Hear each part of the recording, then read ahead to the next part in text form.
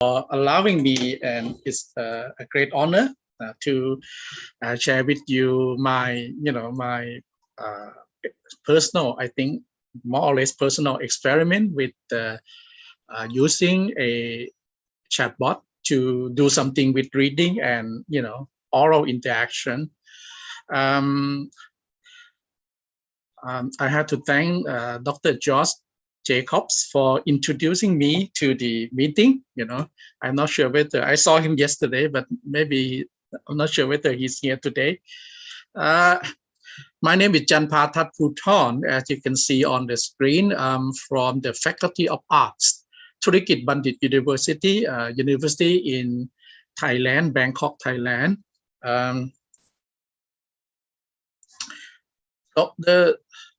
My study has the aim to investigate the students' experience in using what I call a rule-based chatbot called English X to develop their basic reading skills. This is the aim, and you can see the consoles upstairs, English X. Okay, I have to thank my colleague again for helping me to name the chatbot. Now, here are some facts and figures about Thailand. I would like to begin by letting you know that the population of Thailand as of January this year is more or less 70 million. And the number of internet users is like 49 million. You can see on the screen. And the social media statistic in Thailand is just staggering high, 55 million social media users in Thailand. And on average, Thai people would spend 11 to 12 hours per day using the internet, which is more or less, 50% of 24 hours. So, and the number will continue on the upward trend.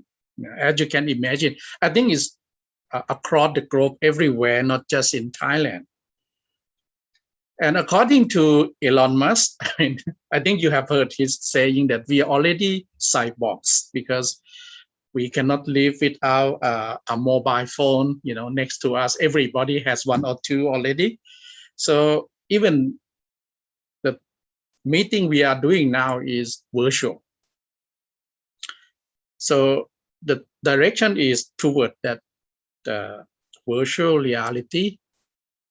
And I would like to quote Professor Techmac, okay, from the MIT, who actually proposing that we are actually moving towards the Life 3.0. Life 3.1 is the biological being. We are now in stage number 2, moving to stage number 3, which is a cultural beings to a technological being. And he actually said that in one of his books. I think it's a famous book. And why I'm interested in the use of AI in English language learning, because after a breakthrough in 2016 with Google DeepMind beating the Go players in a match, we have to think a lot about other intelligences, not just us. Okay.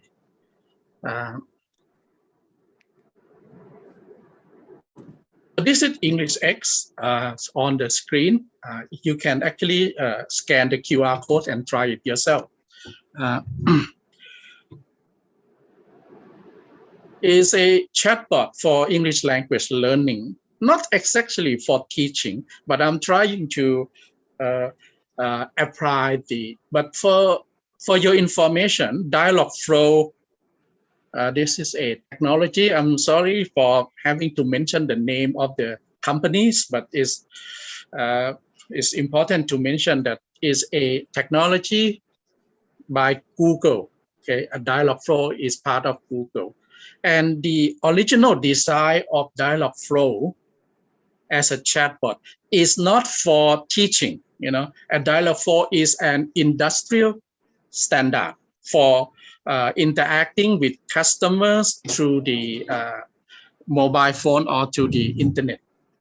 It's not It's not designed for teaching per se, but what I'm doing is, adapting the design to serve the purpose of English language learning, and hopefully we can do something about teaching. And there are two kinds of automatic agents. One is the rule-based chatbots. For example, English X. An example is a Dialogflow Google, okay? And the other is what we call self-learning chatbots by OpenAI, Elon Musk, for example. Okay, as you can see on the screen, the chatbot I'm using is the rule-based chatbot by Dialogflow. But OpenAI is coming very strong, especially with the introduction of GPT-3, which is a system training based on as many as 175 billion parameters. When you chat with it, it's like chatting with a normal human being. And this is something we have to think about, And I'm not saying that it's the future, but it's happening now. And this is my modified system using my smartphone, linking with telephony to actually create an Android and humanoid chatbot. By the way, I'm not using any funding from anywhere. It's a self-funded investigation. I'll have to pay everything myself. If anybody would like to help me with the funding, I'm happy. And how many hours per week do you spend on the internet? Actually, according to a survey conducted in 2018, 70% of Thai people prefer to read stuff on social media. This is similar to a study reported by, I think, a Japanese presenter yesterday about nowadays Generation Z, younger generation prefers to do things on the internet, including reading. And they are not reading the way we are reading. Like I'm from the, your generation, our generation, we read books, we prefer books like this, paper books. But younger generation, they prefer digital things. And we have to move up, according to Henry David Thoreau in Walden. He said that if we live in the 19th century, why should we not enjoy the advantages which the 19th century offers? Why should our lives be in any respect provincial?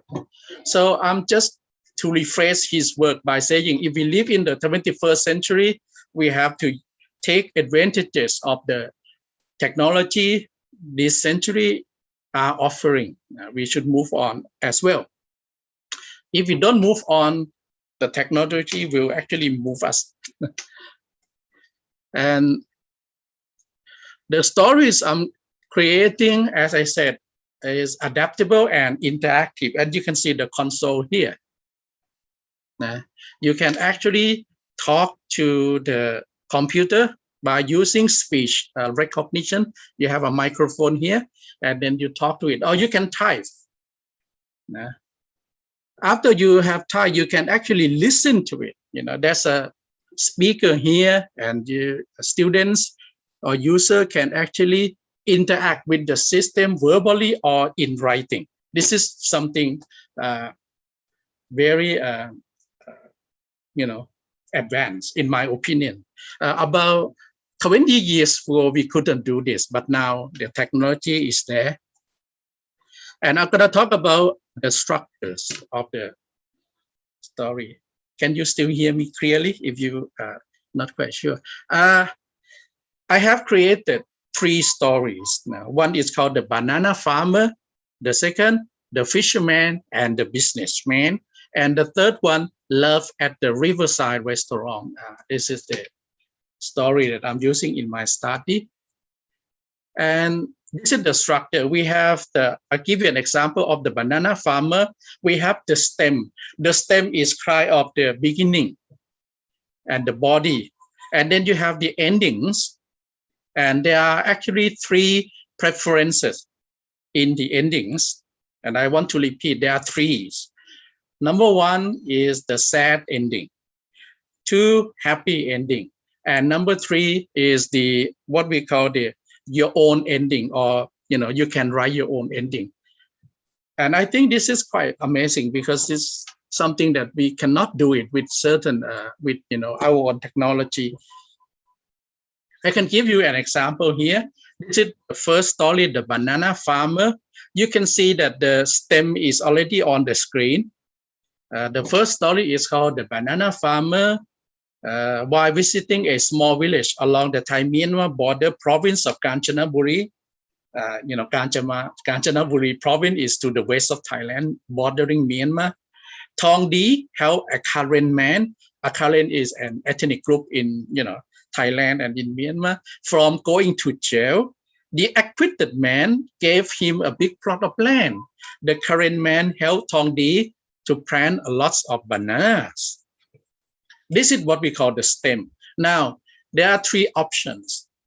Now, you can choose the happy ending, the sad ending, or your own ending. And for example, if you choose the happy ending, it would be, and this is the example for the story, Love at the Riverside Restaurant. You can see that, okay, this is the happy ending of the 3rd story. Sam was surprised to see that the woman smiled back at him. She came to greet him. They got to know each other. They got on well. Soon, love grew, and they loved each other. A few months later, they got married and opened a new restaurant by the river. Okay, this is a happy ending. If you want to listen to the whole story, please say yes. So as I said, that my English X is a rule-based chatbot, which means that we can structure the interaction. So if they want, they can actually go back and listen to the whole story, or go to any other parts. Now I will actually give you a little bit of literature reviews. I did the study with my students in last year in 2020. Asking university students to interact with a chatbot. 26 students participate in the study, and I found that it has the potential. It's feasible to actually implement this kind of interaction. And I tell you, this is something that I would like to share with you. I found that English X, I'm not sure about Google, whether they use DeepMind technology or not, but the chatbot, the English X itself, is getting better. I mean, without me training them, sometimes the chatbot has the ability to update itself and to interact in a coherent manner without me, I'm not a programmer, I'm just a teacher trying to help. But the system itself has the ability to handle complexity of interaction. And it's learning, I don't know the intent matching algorithms that Google is using, but it's getting clever. And I found that 1/3 of the students in my study last year, 1/3 of the students rated their experiences as satisfactory or useful, which is a humble beginning. And I gave a presentation in a conference last year in an online one, Camp TESOL, in Phnom Penh, Cambodia. And another study is a recent one coming out in 2021 by, I think, a team of researchers headed by Kim, Hye-Suk Kim. And they published in the Journal of Asia, TEFL. And they found that they classified the learner into 3 groups. Now, they are using it not for reading, but for oral communication. And they found that the 2 AI groups improved their speaking performance after the experiment. the 2 AI groups improve their speaking performance. And this is very positive. I think you, if you have the chance, I would like you to go and look and read the journal. So my own study and the study that I have read actually seems, or we have some evidence, initial evidence to suggest that chatbot of this kind of nature, AI chatbots, has the potential to help us do our work in the umbrella of ELT, including oral interaction and reading. So the method I'm using is this year I did a small experiment with a small school in central region of Thailand. The participants were 43 students from grade 11 and grade 12, 20 from grade 11 and 12 from grade 23 from grade 12. And we used Zoom session, 2 sessions, and it's online, 100% online. We don't meet the student at all. We have 2 Zoom sessions. It's a week-long thing, in June, which is 2 months ago, lasting for 2 hours only. Yeah. After the intervention, students were asked to answer the online questionnaires, and I also looked at their, their work. And these are some of the key findings. This is their own endings. Not many students submitted their own endings. Here are some of them. This is the first one. This is from the story number 1, and you can see the stem here. The current man helped Thongdi plant lots of bananas, and your ending is Thongdi and the current people made money from various products. For many banana plantations, Thongdi betrayed the current man through imprisonment and took on the produce at his own. Well, it's pretty, creative. I mean, I'm not quite sure about their mental attitude, but this is what the student did. This could happen when you give the students opportunities to write their own story. And this is the second one. The ending is Karen people helped Thongdi grow a lot of bananas. Thongdi and the Karen were very wealthy and wanted to become partners in banana planting. But Thongdi disagreed. This resulted in quarrels and conflicts in the end. So the endings from the students was very interesting, to see their reaction to the story. Even though not many students did this, it's only some of them. And here are some opinions of the students. What's the time now? So English X make English language learning more interesting. They agree. Fun and enjoyable. They also agree. Even though we only have 8 students answer the questionnaire, the mean is 3.9 out of 1 to 5, the Likert scale. Make reading interesting, interactive reading. So they agree with this, and this one is quite high because they agree that they can learn anytime, anywhere. This is something that they found to be, they agree with the statement. It's a convenient way of learning, also very high, 4.0. So here are some benefits. It's fun, opportunities to practice English and answering the question. They can more use of grammar and opportunities to practice the language. You can chat with the agent just like talking to native speaker. This is I want like to highlight, just like talking to native speakers. And there are some although negative comments that the question should be more engaging and it should be more enjoyable than this. Here, quick discussions.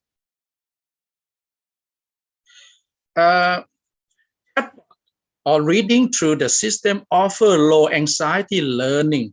It can lower the what we call the affective filter, And this is something that I have found repeatedly in my study with the study I did last year, and a study that or the interview I have with the people using this, is that it's offer a low anxiety language learning. You know, this is something that I found to be really profound in the study. And as you know, according to Krashen, is conducive to better language acquisition. Especially child students, they can privately practice the conversation. And more exposure to language use. Now, you can have a chat with the agent just like talking to native speakers of the language. This is the student mentioned. And we know that exposure to the target language use helps reduce processing time, promoting language acquisition according to Rod Ellis. It can be done anytime, anywhere. I don't want to mention, I will skip this, we all know that. And this one is pretty interesting because it has I would like to quote Hatch. Okay, Hatch 1978 is a bit old, but he said that conversation is necessary for language acquisition. Conversation builds syntactic form in the learning of the language. So in order to learn syntactic form, conversation is needed. And interaction serves as scaffolding according to Michael Long and Sato, 1984. It's different from reading on a paper, reading and by interacting with a chatbot. It have a kind of a scaffolding effect and is interactive. And number 5 is we can incorporate creative elements, and by allowing the student to participate in the story construction, the construction of a narrative will give them a better, self-confidence and improve their autonomy, and their agency is enhanced. We know from Diane Larson Freeman that agency is very important in learning the language. Not very often we don't give them that opportunity. Okay, so there are some issues, the moral issues and big questions. This is I think it's concerning all of us, not just this study. Chatbot or AI may dehumanize us humans. Isabel, dehumanize. I'm not quite sure what to do about this. And also the problem of accessibility, the equity in accessing the technology. These are the bigger problems surrounding the use of this kind of technology. And I'm not sure we can handle this not in a controversial way, but it's still something we can carry on.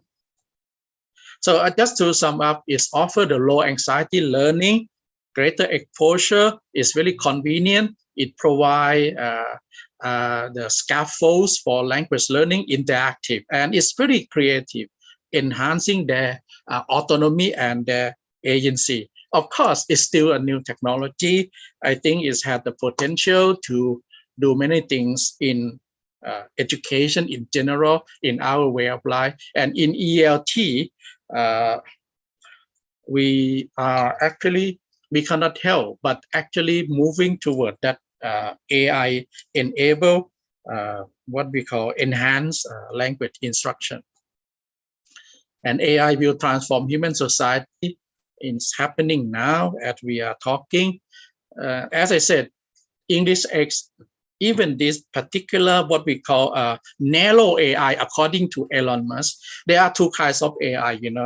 The super intelligence that will transform everything, but the narrow AI that I'm using will actually help transform what we are doing. And yeah, we are moving. Thank you very much. Thank you very much. Thank Any you. questions or comments? If you have questions or comments, Could I ask you please to join Janpha's breakout room? You can find the breakout rooms down here, somewhere over here. And if you I have to stop sharing. if you need help, yeah, thank you. If you need help joining a breakout room, please ask one of